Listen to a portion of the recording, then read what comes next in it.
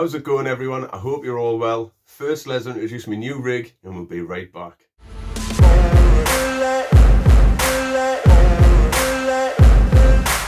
no motherfucker in this world could do it like me. Open up your eyes and insert a little rising. You don't have to love me, you don't have to like me. Got enough love in myself, in my psyche. You should have the same in your brain nightly. If you wanna taste, bitch, you can fucking try me. If you wanna hate, bitch, you know. Absolutely stoked to get this, really am. I wanted this before the Typhon, so to have this is something really special to me. Other people might not understand, however, every RC brings everybody joy in different ways, I guess. So yeah, what it is anyways, I thought I'd kit this out with custom RC upgrades parts, like the bash bar and stuff, as you've seen there. It's fitted now, as you can probably see. It's all fitted in there. All the screws, however, it did come with its issues. Basically, as well, the customer service was absolutely shocking. I probably went into it as an irate customer, maybe, so I'm not too sure. So I really wanted to kit this one out before showing you guys with custom RC upgrades parts. But the bash bar, when I got the bash bar, I had an issue with it, and here's the email that I'd sent. The response email does sound pretty hopeful, to be honest. It sounds like we're going to work things out. But then to me, it doesn't seem like there was any help there. Then after one or two more emails, it didn't really seem as though there was any help getting offered other than just send it back and I'll refund you. But I decided to keep the bash bar and get it fitted and show you guys the issue that I was having. Because if I didn't keep it, then what would I be showing you? And this is what it all started with, the motor mount, custom RC upgrades motor mount, because I wanted a better one for the armour one, because the armour one's shocking, let's face it, you know what I mean? No faults with this, fits perfectly, bearing sits absolutely amazing. The only difference is it's slightly different from a version 1, because where the motor screws in, the housing for the screws have got like a little valley channeled out of it now. But other than that, it seems solid. So these are the A-arm supports, as you can see there, lovely. These are meant to be 70-75. No complaints about these other than I've got a V3 and the V3 models have got the holes drilled in to keep them fitted to the chassis. But other than that, that's on the website. It does say these are V1 and they haven't got the holes drilled in yet. And a beautiful upgrade to the truck is the ZD Racing shocks. You wouldn't expect ZD Racing to be on an armour, but they're absolutely fantastic. Right, there we go. There's one in.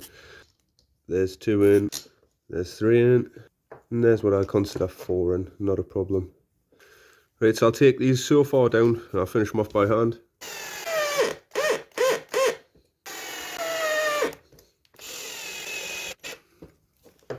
This is just for the naysayers, right? I've got the 4 screws in, but I've left enough, so as you can see there, the plate can move freely, and on the rear.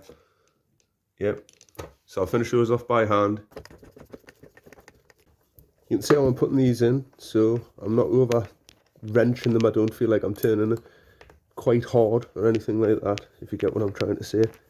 Check that one, an extra turn, tight, check this one, tight. Right, so that's them 4 in. What I'm going to do is I'm just going to sit these 3 in and we'll see what angle they're going to sit at on the big rock. Rear first. So we're just pushing that in. That's the angle it wants to find. Now for the front. That's the angle that wants to find. That screws in a little bit and then we'll see the angle on this. Right, there you are, there's the rear one. I've screwed it in as well, so it's caught like 1 thread-ish, or it might just be the way it's sitting in the hole that's stopping it from coming back out. There's the middle one, slightly wonky again, but we can live with that one. I can get that one in. And here's the front one. So, as you can see, that's on an angle as well. It's got a couple of threads in. I can't get it in. I've had this on before, obviously, but the head of the screw doesn't sit right down because of the angle. It catches when you go that way. So, there we have it. Right, the Typhon's up next. If I haven't already said before, I don't think there should be any set order as to how these screws go in. So what I'm doing is I'm placing both the end screws in first, leaving one out a little bit, so it's got a little bit of play, so I can line the other one up. It doesn't work, right? There's the first one in, with a tiny little bit of play on the plate, and that's the way the second one attempts to go in. Now he's saying that, oh, well, you don't actually need these ones anyways, so I'm going to be taking these out of the next bash bar. And it's like, well, hang on a second. So if you're saying that now, I'm going to have a bash bar that you knew didn't need screws in, right? Because now I'm bringing this to your attention, apparently it doesn't need these screws in. That's the way I figure it anyways, guys. So I call BS on that type of messaging or the way the conversation was going. It's just, you know, it's not on for me. So once you've fitted it, that's how the nuts come through. That's near the module at the back with your motor housed onto it. You can put a nut on there, I've seen people do it, but you know, I would like to have seen those screws be the right size, I guess. Same on the front. I guess because this is meant to be a chassis brace though, it should come with the nuts maybe included, or is that just me being picky again? But yeah guys, that's what it looks like. So that's the way I'm leaving it. 4 screws in, plus the centre. That's the way he's saying that you're actually meant to have it. You know, he's saying the next time you'll be actually leaving those end screws out. So I don't know what you guys would say to that or how you would take it, but the way I see it is I've got now a chassis brace with holes in it. That looks pretty cack. A few moments later.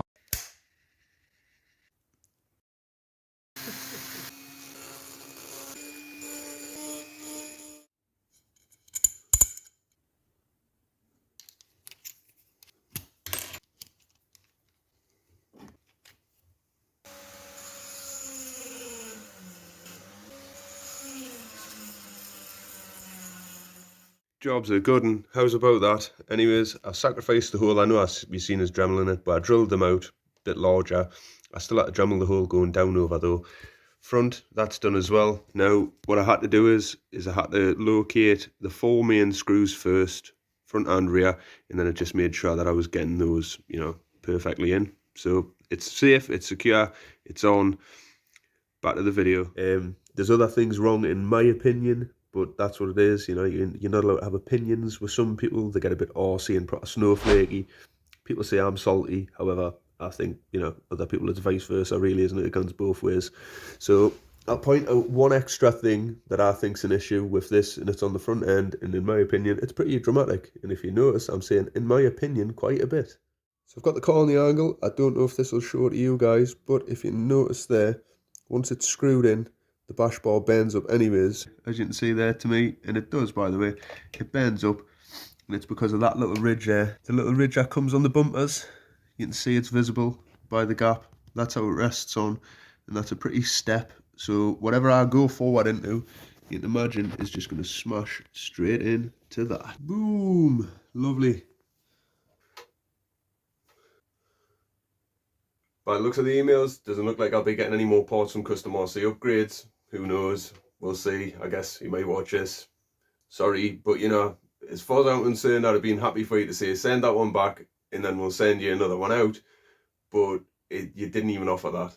There was no offer of anything like that. So anyways, next time you see this beast, it's going to be out bashing. Thanks a lot for watching. Thanks a lot for subscribing. And as always, guys, catch you in the next one.